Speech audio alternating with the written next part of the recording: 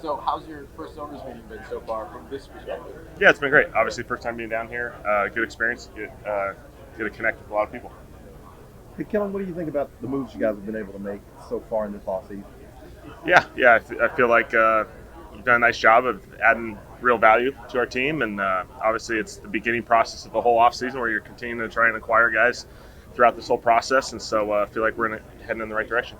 You got some additions, but there's also been a lot of retention, bringing guys back, Mm-hmm. everything. Was that kind of your understanding of how things would go when you were talking about the job, taking the job, all that, or is that Certainly, when you go through free agency, players have a choice, and I think that's an important aspect of free agency is they have a choice as well. And so, we feel really excited that a number of guys really had a high desire to come back to New Orleans and be part of the team, be a part of the community. And so it was really cool to get to know those guys in a short period of time as they've gone through their process as well. what was that process like for you, getting to try to get to know everybody? I mean, you took the job after the Super Bowl, and then free agency was still like a month after that.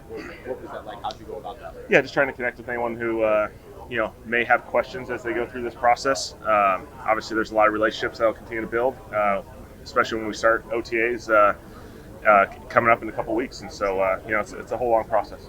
How has it felt for you just working with this scouting staff and going on some of these trips and speaking their language, kind of so to speak, for the first time and just integrating and all that? Been great. Jeff is a rock star.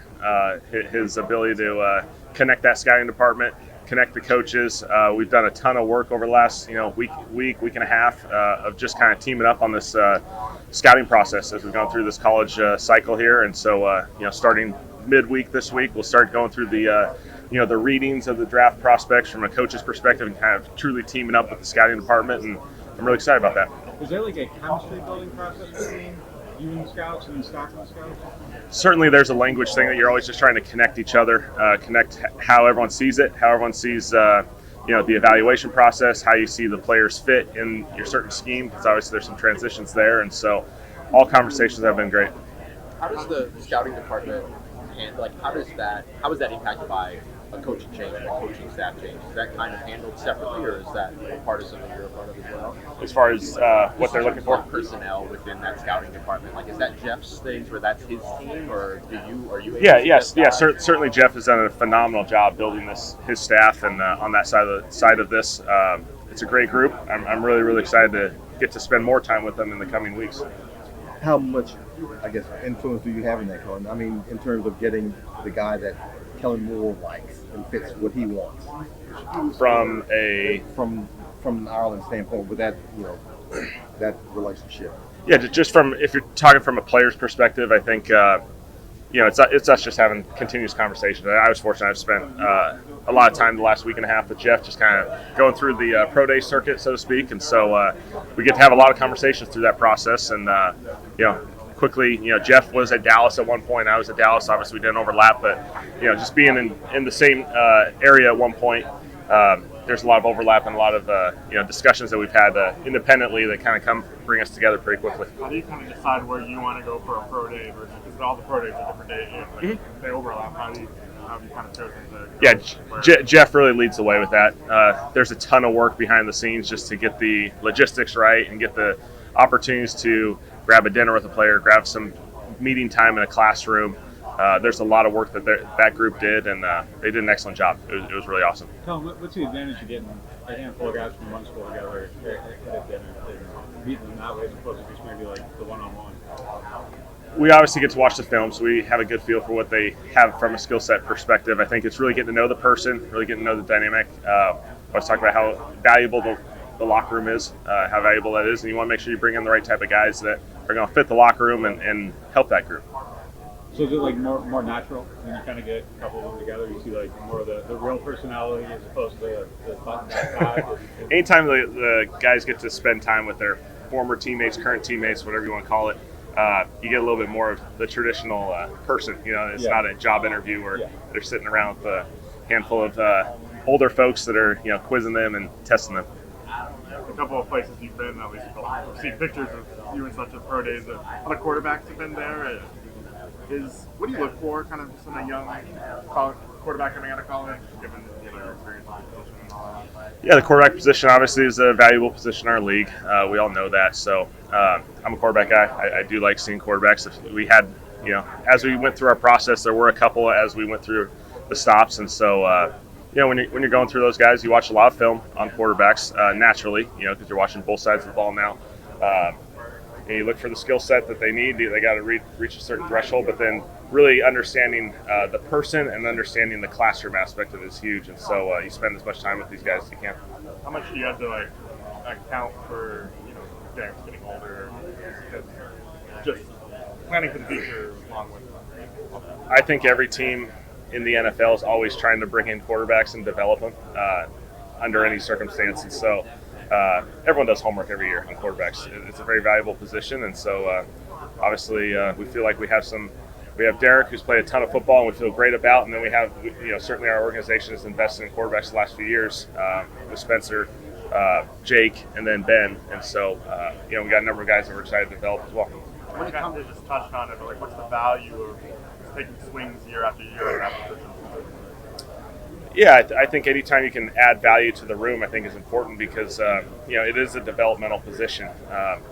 The age of the quarterbacks peaking is usually a little later. Those guys take a little bit longer. They have longer careers than other positions, and so these guys sometimes take a little bit of time. You got to have patience and ability to spend time with those guys and develop them in a consistent system. You mentioned the quarterback room as it's constructed now. Assuming that no other quarterbacks are added, how would you go about sort of determining the backup quarterback role behind Derek Carr with the young guys in Ben? Yeah, just go through a full offseason process. Obviously, give all those guys opportunities. We'll have plenty of opportunities through OTAs, through training camp, through preseason football.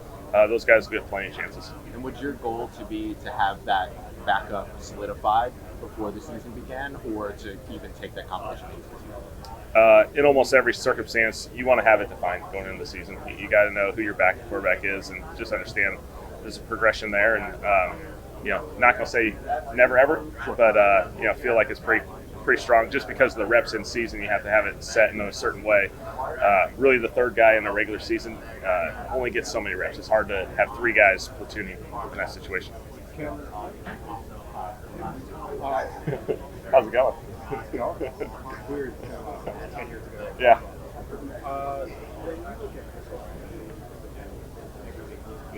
Yep. What conversations do you have? What do you need to learn to understand? Yeah, obviously the player from our perspective, Chris is a phenomenal player. Phenomenal player has had a huge impact on this team. He's going to have a huge impact from a medical side. On my side, it's just education and understanding the circumstances he is in. Obviously, we feel very comfortable with Chris. Understand he's been through a lot the last year or two, and so we feel like there's a plan in place to continue to let him progress. And certainly, I get the feeling that he's really excited about this opportunity. This might be a different question, but my memory serves you were still in charge of the job at there. That was my first year. Yep. Yeah. Do you remember some of that? Like, does that get in the back of your head a little bit? I don't remember as much just because that was my rookie year. Yeah. And he ended up not, it was really just that first off season, and then it ended up not working out. Okay, yeah. So Yeah. Triggered it. Yeah. What do you guys, Brandon Cooks out? How do you see his fit with the other receivers? Yeah, I had never met Brandon. Our circles were very close. Him being a Northwest guy, playing at Oregon State, and then obviously going to Dallas at one point as well. Phenomenal leader, phenomenal player. I think that combination is very valuable for us. He can still run, he can still play. He had kind of an unfortunate season last year just with the injuries and the setbacks with relation to that. So his targets and catches and stuff were down. If he plays a full season, they probably look a really heck of a lot different.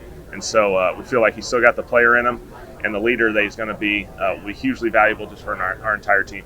Is there a body type there that you guys would like, or can you get it done with three guys that are all kind of? Yeah, there's flexibility within that. Obviously, hey, anybody in a perfect world wants to have a basketball team with some tall, some short, some quick, some big.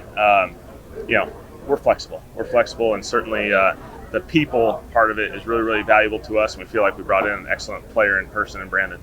How much was kind of adding more speed to that core also a part of that equation of bringing Brandon in? Well, that's certainly what you're bringing when you bring Brandon in. We do feel like we have some size behind him. We have some speed still behind him and some younger guys that we're excited to continue to develop. But, you're looking for certain people that fit your locker room. who still can play at a really high level. We feel like we hit both of those with Brandon. And where does, I don't know how much exposure you've had with him yet, but club means, of course, who they invested in last year in the draft. Just your first impressions of him. Yeah, feel great with the direction he's going. Obviously, I haven't been on the field or in the classroom with him yet, but small interactions, great. Film, you're excited about the prospect that he is. What's your vision kind of for Juwan? Yeah, obviously, we're really, really excited to team up with him again. I think that was one of those ones that we talk about, like free agencies, they have a choice, and so we were really excited that he chose us to come back, to be back in the city of New Orleans. That's a huge aspect to us, and so he's been a really good player in this league. We're excited with where he can go. Certainly his ability with the ball in his hands is critical. It's very valuable. His ability to play in the second and third level, a little deeper passing game concepts with the tight ends. Not all the guys can stretch the field that much vertically, and we feel like he can, and so I think some of the stuff we've done in the past with these tight ends that we've had in some other stops, we feel like we can add to his game. You mentioned the late night. How comfortable do you feel with your running back? You have a known commodity in Alvin, but a decent amount of unknown behind him. It's how every offseason usually goes. You have a really, really good player in Alvin, and so we got some guys that we're excited to continue to develop. And so, long process as you go through this. I'm sure there'll be other guys added, draft, free agency, undrafted free agents. There's a lot of different opportunities to add guys there, and so we'll just kind of let it play out. But we feel good that we got some guys that we are continuing to develop. Juwan had mentioned a late night phone call to you being a really important part of his decision to return to New Orleans. Is that just kind of the type of coach that you want to be? I think every player is going to go through a different process, and so certainly I understand his side of it. He's going through a process where he's deciding whether to come back to a place that has a new coaching staff, and so just having those questions, understanding what the situation is going to look like, what the situation is going to present himself. It's going to look different than what he was a part of in 2024, and so those conversations were valuable to him, which I think was a great thing for us. Do you remember what you were doing when he called? I think I was starting to pack our house. I was just curious about like your process in that. Like, are you the type of coach where like if you see a player's name, you're answering the phone no matter what it is that you're doing? How important was that for you, just like it was for him? No, hugely important. I think understanding, putting yourself in the player's shoes, those are critical, life-changing decisions. They're really, really hard decisions. Coaches go through it when you go through transitions. Players go through it. You sympathize with that. You just want to give them the information that they need to make the best decision for them and their family. You mentioned the offensive line back at the combine. I was wondering about Fuaga just switching to left tackle. Do you guys still see him as a left tackle, or how do you? Yeah, we see him as left tackle. I mean, he can play anywhere. I mean, he's a big-time player. And similarly with Trevor Penning, I know he made that transition from left to right last year's right tackle, still a spot that you. Yeah, we got him there. Yeah, we feel good. Continue to develop. Do you feel like, with the draft on the way here very shortly, scarily shortly, do you feel that there's more to be done on the roster in free agency before you get to the draft? Do you feel like you're in a place where you can walk into the draft today and feel pretty good? Certainly, if something presents itself, we won't hesitate. It's, again, the whole offseason is a long process of player acquisitions. Sometimes everyone jumps the gun early and thinks this is how our roster is going to look. It's going to look different as we continue to go through this. And so we feel like we're heading in. I think most of the league is heading into a phase where you're focused on the draft. But one or two items will come up, and we'll talk about them and have discussions about them. What's your take on the push coach and banning it or not banning it? Yeah, obviously I'm very comfortable with the play. There's no injury data. Percentage-wise, the likelihood of converting on it's pretty much the same as any other one. I don't see any issues. What do you think I know the Green Bay said pays the play and they said player safety, but as you mentioned, the injury data is not actually there. It's kind of all hypothetical and what could happen. Yeah. What do you think is there another reason for this proposal? Yeah, I mean, obviously most of it's subjective. Obviously factual stuff is pretty consistent, so obviously I feel very comfortable with the league keeping it. How will you feel if you are the last person to have called that? You're going to go down and give credit to Jalen and all those guys for creating a play that someone decided we're just going to make a rule up to stop it. Do you think as it's written right now, I know there's kind of a lot of gray area with what immediately at the snap means, because you line up in that I formation and the push comes after that might still be allowed with the way that it's written now. Yeah, I guess, we'll let them wait for a second and then push them. The defense can push as it's written right now, so it's not like the defense can't push as well. So, Is it something that you want to spin off variations of it if it doesn't pass today, like for next season? Certainly, it's been a really good play. Obviously, I do think personnel has something to do with it. Obviously, other teams have tried it and haven't had as much success. Jalen, the offensive line of Philly, they've been committed to it, and so it's an investment thing. Do you feel like you have the personnel here to try it or do it? I don't know. We'll see. Obviously, I think other teams have tried to replicate it and have not had success. I think investment is, Nick's done a phenomenal job. It's a huge investment to execute that play at a really high level, and they put a lot of time and effort into it. Did he need to lobby you at all, or were you like, yeah, I'm on your side, man? I got Nick. Yeah, we're good. Thank you. Kellen, all of this is necessary, obviously, as a first-time head coach, all the league meetings and combine and all that stuff, new position. I guess how anxious are you to get your players on the field and actually get into what you want to get into? Yeah, at the end of the day, you're a coach. You want to coach football. You don't want it to be a desk job 12 months a year. But, we're really excited to begin the process of OTAs. Obviously, OTAs are structured in a way that it's more of a teaching, it's more of a build-up. And so I think we're just excited to begin the build. And, that'll start on April 14th. So. Kellen, you worked with Kenny Pickett last year Yep. in Philly. What was the difference between the player you got when you first started working with him to the one you got by the Super Bowl?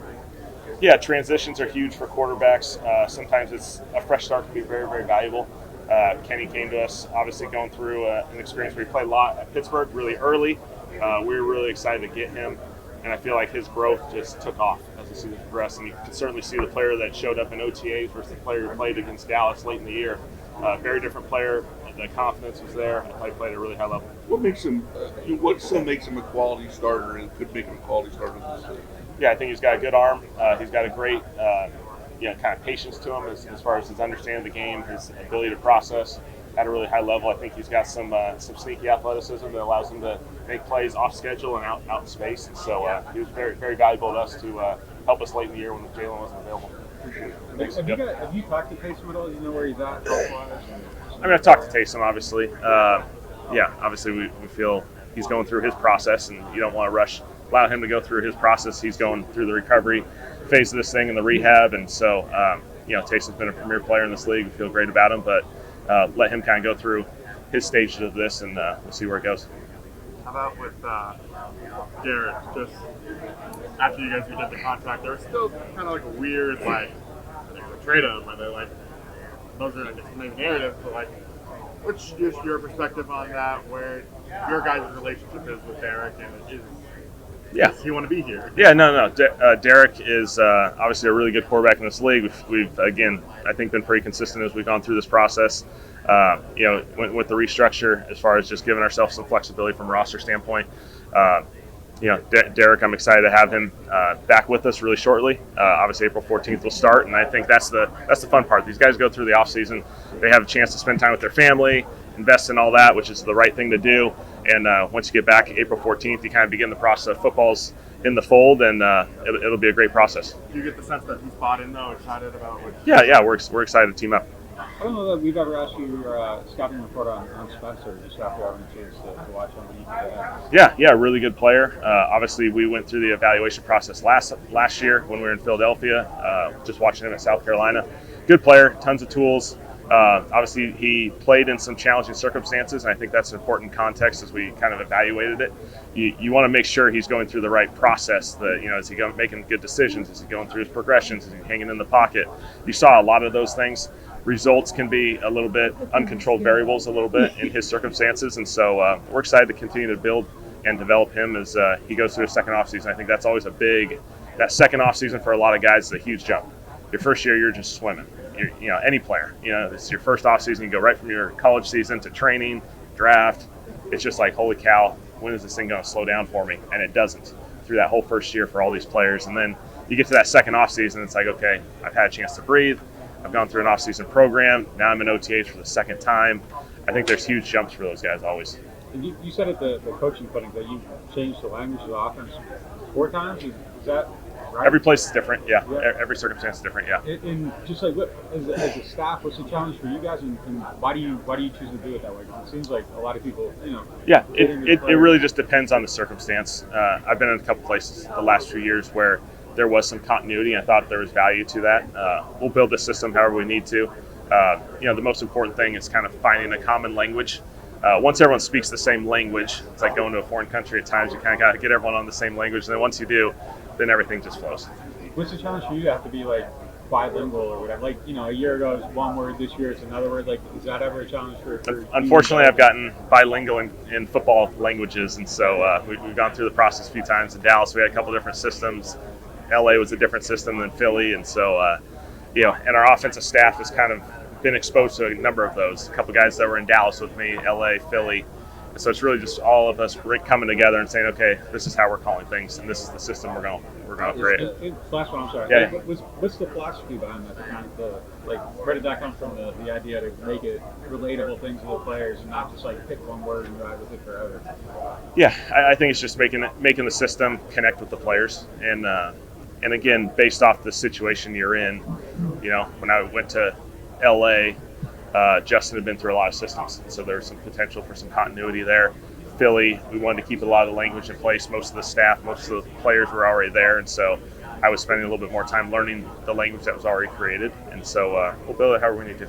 In New Orleans, is it really a fourth language, or is it similar to one of the other three? Yeah, we're leaning on one of the other ones. Yes. Gotcha. So. How about Justin Reed's addition? What does that do for the secondary? Yeah, a premier player in our league, premier person in our league.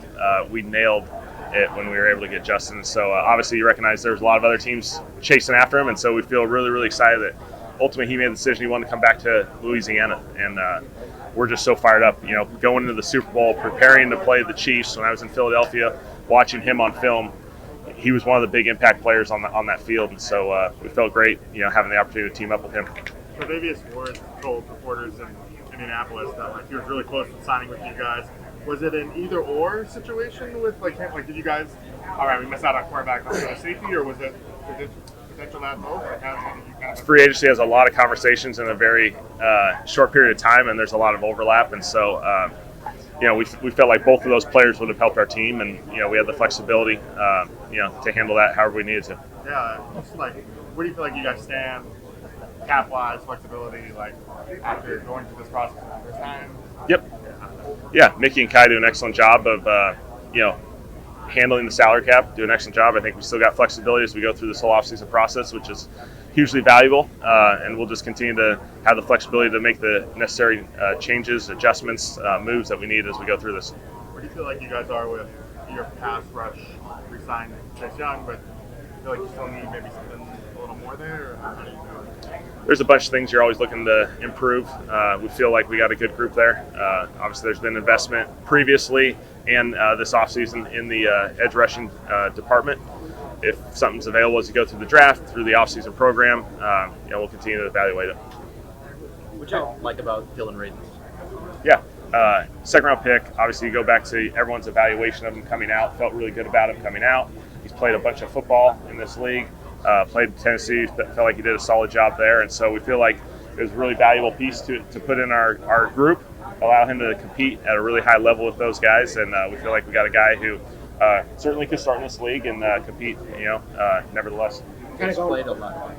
He's played a lot of different positions in the offensive line. Just wanted to ask, is he in contention for that starting left guard? Yeah, certainly. Yeah, certainly. And when talking about draft evals over the years, do you have a favorite running back one that's really popped up that you've done in the pre-draft process?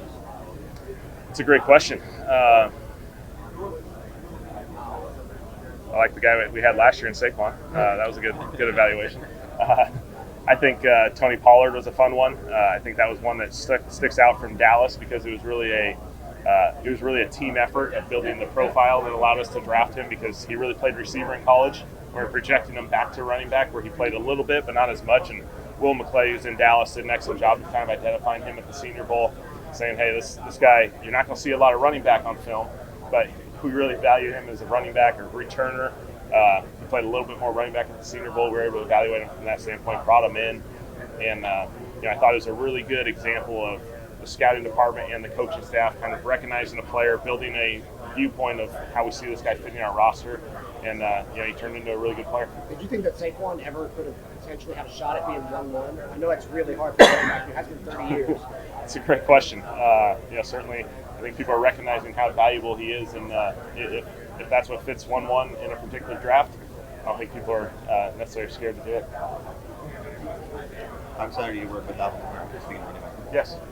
Alvin? Yeah. Premier player in our league. Obviously, you're really excited to have him on your side of the ball and on the other side.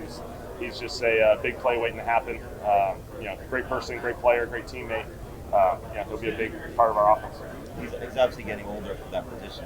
Do you worry about touches for him at all, or how do you sort of work that? All running backs, as you go through the season, there's awareness to, it's a longevity game. The season's very long. You understand every player is going to be different. He's been able to carry the ball a decent amount over the last couple of years, and we'll just kind of see as we go through the season how to evaluate that. Do you remember your combine interview with Zach Taylor? Yeah. I do remember a little bit, yeah. He talks about that all the time. What do you remember? I remember we kind of drifted off probably where we shouldn't be, away from where the actual, in the room. We kind of drifted off. We just started talking about ball because Zach was one of the younger coaches in the room, and so he played college football recently, and so it was just fun conversation. Did you know that was his first combine interview? I remember him showing up and being a little bit like, I'm trying to figure out what I'm supposed to do here. Yeah. What is the decision on training camp? Where it's going to be in Metairie? Yeah, it'll be in New Orleans. Metairie. It'll be in Louisiana, and so we're looking at some potential to, see if we can go somewhere else for a shorter period of time this year. But we'll spend some time in Louisiana, and the exposure to the heat and all that sort of stuff. We think there'll be value to it. Just getting accustomed to that, and training camp isn't supposed to be the easiest thing in the world, and so there will be some challenges with the heat, but that'll be a good thing for our team. So joint practices. Yep, potentially joint practice. We'll navigate that as we go. Not a question, statement. Thank you. What's kind of stood out about the staff that you have? You have some people that you knew, obviously, and some of the kind of new personal. I thought it's been a really fun staff just to get to know because obviously doing it late in the process, it was kind of a fast process just to get the group together. And then just spending time, we've done a few things just to spend time together as a staff and feel like it's a really, really good group, A+ people, guys that come from different experiences and exposures. And I think that's hugely valuable when you team up in a situation like this where we can all kind of lean on our different experiences and combine it to create, one really, really good vision for this team. What's your philosophy in the draft? Like, if you guys have a need you really want to address, but maybe there's a slightly better player, how do you weigh future need versus current need and player value? Yeah, obviously you want to get the best players you can. I think that's the first and foremost, most important aspect of it is don't pass up really good players just to fit a certain specific position. When they are in the same tier, on the same level, obviously you're going to lean into players that you feel like can get on the field early, can help you in a really critical position, and so you're balancing those two. I think everyone will probably say similar things. But I think that's hugely valuable, and we're excited to go through the process here in the next 2 weeks to kind of start building that board. Last year it was very obvious you guys needed to tackle. Does this year feel a little bit more open of where you could go in round one? I know that's player available, but when you guys are projecting your needs. Yeah, I think it'll be a fun process just to go through the potential situations that could play out. And fortunate for us, we got a couple third rounds, a couple fourth rounds. We got some flexibility in this draft, I think, to do a number of things and bring really valuable players onto our team that can help us contribute this year. How do you feel about trading up? You have a GM who likes to do that. Mickey likes to trade up, so I've seen the numbers. Yeah, we'll see what happens. You were just talking about success with Saquon Barkley and Alvin Kamara and things like that. It brings to question the idea of positional value and everything. What are your thoughts on that in terms of this position shouldn't be drafted this highly and things like that? Where does that sit for you? I think it's really on guys who impact the game. I think skill position guys, sometimes we get stuck with running back, fullback, receiver, maybe a slot only or an outside or maybe only a tight end. Kind of the skill position group I kind of sometimes lump together. You just want impact players, and that's where you have the flexibility within the scheme to play with whatever best suits you. And I think it's, hey, I'd love to be an 11 personnel guy. That's kind of been my background, but you have two premier tight ends, you're going to play in 12 personnel. You have two premier running backs, you're going to play with both those guys in the field. You got to have the flexibility to handle that depending on how the offseasons play out, the draft, the free agency. You don't want to pass up on good players just because they can't quite fit what you currently do. And so, I think, especially on the defensive side, I think we got a very similar reflection with Brandon. with Phil and special teams. I think we got some great flexibility within our schemes to suit ourselves however we need to.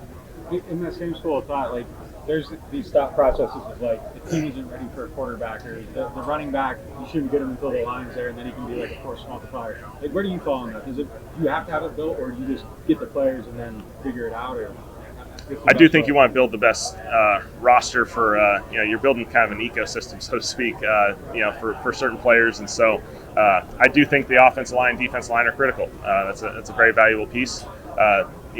You win and control a lot of the games with how you handle the offense and defensive lines. Been around that for a long time with Dallas and Philly, where that's been a huge aspect of our success in both those spots. And so, you'll continue to build it however you need to. How do you feel about defensive tackle? You guys traded for Gotch, but also brought back Saunders. Yep. Feel like we're in a good place. Jonah Williams in there as well, who can play some more of that inside defensive line positions. And so we feel like we got some good depth there, some guys who play some football. They understand it. They can play at a high level. And, as we go through this process, we'll see how the draft plays itself out. Similarly, how would you gave us 2 or 3 more. Yeah. Thank you. Similarly, how would you assess sort of the linebacker room behind Demario Davis and Peter? Yeah, fairly young group, a group that we're excited to continue to develop. Again, similar situation. We feel like we got some guys in there who can develop into players that can play on the field at a high level. But as this thing goes through, if we add a piece, awesome. Is it something that you all pay attention to? I mean, you have over 100 starts for Demario, over 40 starts for Pete Werner, and then you've got this big drop-off in terms of starting opportunities. How much does that matter versus the potential that those are? Yeah, I mean, those two are really good players. There's a reason those other guys haven't started games, because they're 2 really good linebackers that play a lot of snaps. And so we feel great about those two. Obviously, the younger guys, they're developing. We feel like there's some developmental pieces there that will be valuable to our team. How do you feel like this quarterback class is in general? Yeah, it's a good class. Obviously. I think different skill sets. I think that's the important aspect of it, is kind of identifying stylistically how all of them play and what best suits them. And a lot of quarterbacks coming out now have more starts because of NIL. Yeah. Are you seeing that experience kind of pay off? Like, are quarterbacks getting more ready? Yeah, hugely valuable. You kind of go back to the Bill Parcells philosophy of guys that have played a couple years of football and college football, just the experience and exposure. And I think at the same time, Bo Nix, I think, was a great example. Older guy, but he's played a lot of football.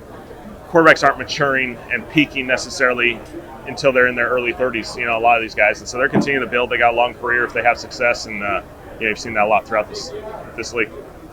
Super quick, any update on Boston Rowe's kind of recovery process? Yeah, I mean, anytime you see him, it makes your day better. Foster's awesome. Certainly he's going through his process. You feel like he's heading in the right direction. And I think the biggest thing is let the recovery and rehab process just take care of itself. We're not going to rush to judgment and all that sort of stuff, but we're excited whenever he comes back. Okay. Dallas is the language, or you're basing No, won't be Dallas. A little bit, a few of them. Which one? It's like a little bit of a combination. Steal a little bit here, steal a little bit here. Yeah. I'm leaning towards